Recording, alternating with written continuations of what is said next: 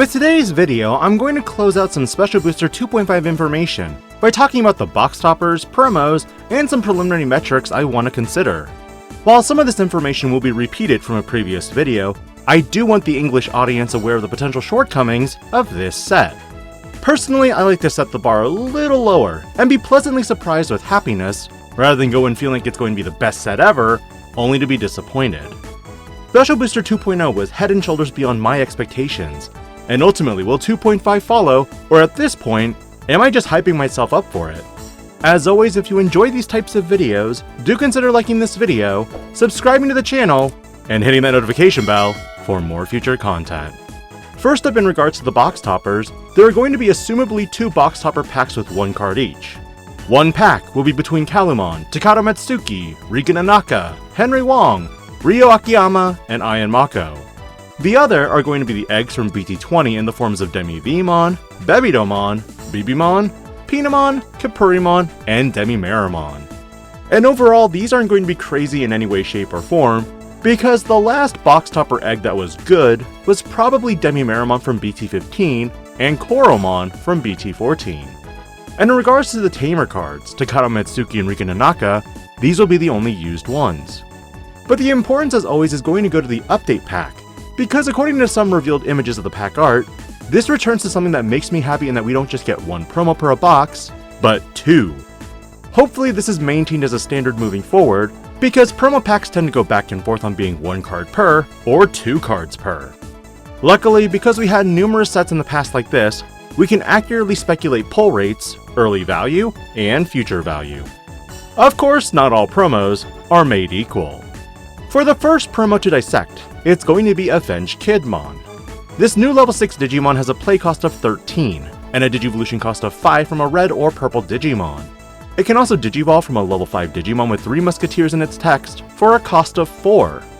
When this card will be played though, by returning 3 cards with 3 Musketeers in their text from the trash to the bottom of the deck, you reduce the play cost by 6.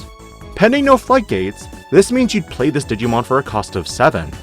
Even with a memory fixer, you're still putting your opponent to 4 memory. This Digimon has Raid, Blocker, and Retaliation, and believe me, as Digimon progresses in terms of design, we're likely going to see 3 keywords at minimum for a level 6 now. On deletion, you may play 1 3 Musketeers trait Digimon with a play cost of 12 or less from your hand or trash without paying the cost. Meaning the only exclusions here are going to be this particular avengekidmon and the Beelstarmon from the starter deck. Though the main target I see right now is going to be BT6 Beelstarmon because this is just one major threat. Still, there are many options. Pukumon is the next Deep Sea Saber trait Digimon to make an appearance. A play cost of 11 and a Digivolve for 3 from a black or blue level 5 Digimon, or Digivolve from a level 5 Digimon with a Deep Sabers trait for a cost of 3. However, it can also Digivolve from a blue-black level 5 and a purple level 5, taking references from such cards as Waymon and Marine Devimon. When this card would be played, if Deep Sabers is in your face-up security cards, reduce the play cost by 4. This Digimon has Blocker, and an on-play when Digivolving effect that trashes the top 2 Digivolution cards of all of your opponent's Digimon. Then delete one of their Digimon with no Digivolution cards. It has viability in the Deep Sabers deck for sure, but outside of this, I'm not really sure how useful it really is. Preliminary thoughts are that with X Antibody decks still being very popular, if they have the BT9 X Antibody, you won't be able to trash all their sources, which in itself is a problem. Magnadramon likewise has similar costs but can DNA Digivolve from a yellow-red level 5 and a black-green level 5. Like Pukumon, it has the same blocker effect, but has an on-play and on-deletion effect that one of your opponent's Digimon gets minus 5000 DP for the turn.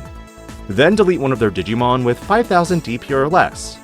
Outside of Nature Spirits, there is one other deck that this card could be useful in, and that's 4 Great Dragons. At first when I read this effect, it felt bad in that it didn't have a when Digivolving effect. But on deletion, why? The option card Trial of the 4 Great Dragons allows you to play 1 Digimon card with the 4 Great Dragons in its traits without paying the cost. And although it can't be Digivolved to level 7, it automatically deletes itself at the end of your opponent's turn. Thereby, you get to trigger that on deletion effect. That means you could also potentially delete most level 5 Digimon because of their DP reduction and simultaneous deletion. With rusttyrannomon, this new green-black level 6 Digimon Digivolves for 5, from a green or black level 5 Digimon or a level 5 Digimon with Tyrannomon in its name, specifically for a cost of 4. Master Tyrannomon or Metal Tyrannomon, your choice. This Digimon has Collision, Piercing, and Blocker, meaning now when you use Meme Tyrannomon to climb up to this Digimon, that collision is still present, which makes it very helpful. When Digivolving, you de-Digivolve 4 on one of your opponent's Digimon. Also all turns, once per turn, when any of your opponent's Digimon are deleted in battle, this Digimon may unsuspend. This is a great secondary level 6 now to combine into the deck for Dinomon players, because previously you needed ways to search for green cards if you explicitly ran the rusttyrannomon ace. But with this particular variant, you can now fully utilize cards like Garnet Memory Boost, who can search for the black component of this card as well. For the last Digimon, we've navigated through the Deep Savers and Nature Spirits, which means the last one is going to go to the Nightmare Soldiers.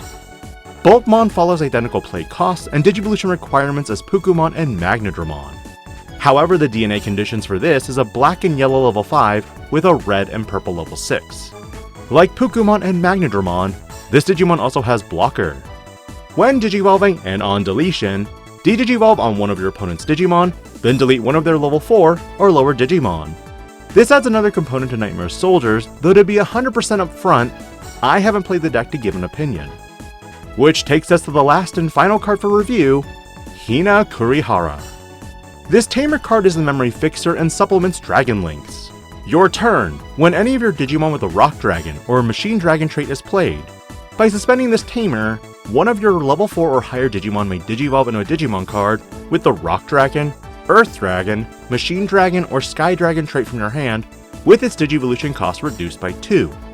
Again, I haven't tinkered too much with Dragon Links either, but this Tamer adds the necessary component of setting your memory that the previous Hina was missing. Now by preemptively playing at a level 5, you could in turn climb to the next level for a cost of 2 or 3. Though it's going to be expensive, but this does allow you to take advantage of Garnet Memory Boost again. While these promos aren't too insane, the fact is, inevitably as Bandai releases more and more product, promos tend to see more value over time. And while these promos aren't insanely broken in my mind, picking up 4-ofs for now may be beneficial in the long run, should they become busted. When I went back to my BT9 box opening spreadsheet, I unfortunately had not recorded any of the update packs when I did this, so I had to go back to my 6 box opening stream and also scour the internet for several other case opening streams to get some data. For today's video, shout out to the content creators Loki King 3 and KC TCG. Both your streams have been added in the description of this video, and again, huge credit for the data here. Combined with my data, there were 27 boxes of information. Not quite the 100 boxes of data I'd like to get, but even a small sample size will be helpful here. The reason why I am using BT9X record data for this particular discussion is because this is the only other set that I was able to find an update pack for that offer not just one promo, but 2. And as a result, this gives us a similar numbers with 6 promos to select from, and in theory what numbers we can expect.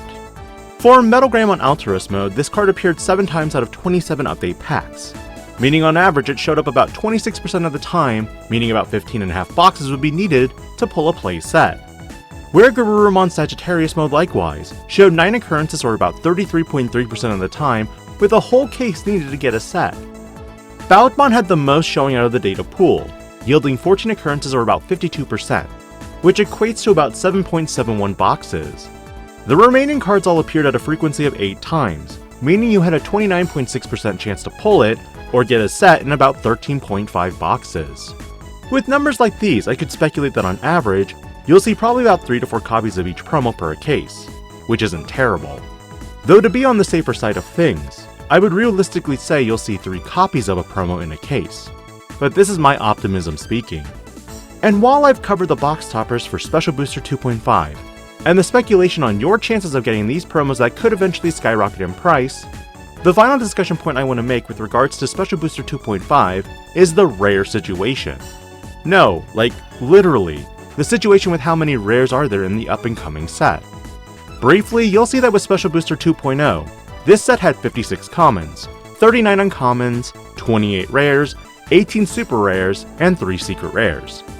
But with the up and coming set for 2.5, this set is noticeably larger with 63 commons, 39 uncommons, 38 rares, 18 super rares, and 3 secret rares.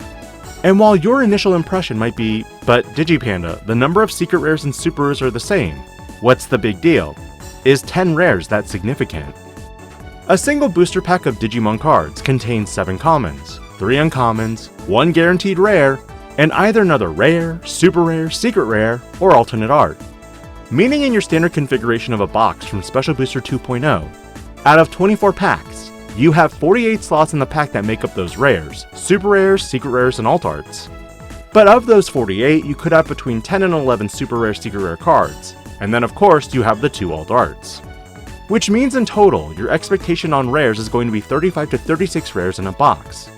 In Special Booster 2.0, while there were 28 rares, you could feasibly get copies of all your rares within 4 boxes and then some extras. But now, you would be needing at minimum 5 boxes to even achieve this, because each box will only contain 36 rares out of a possible 39. Not quite the number to get at least 1 copy of each rare. Special Booster 2.5 is going to arguably see similar problems as BT11, because I anticipate many rare piles to be considerably smaller. While the BT19 rares aren't the ones that I'm mostly concerned about, it's the BT20 ones which have the most flexibility and support. What are your thoughts on the promos, and do you think there will be a shortage on these as well? And finally, are you as concerned as I am on how many rares there will be per a box? Let me know your thoughts on this particular video, because for the rest of this week, I am exploring some essay-style discussion topics. This DIGI-PANDA, logging out.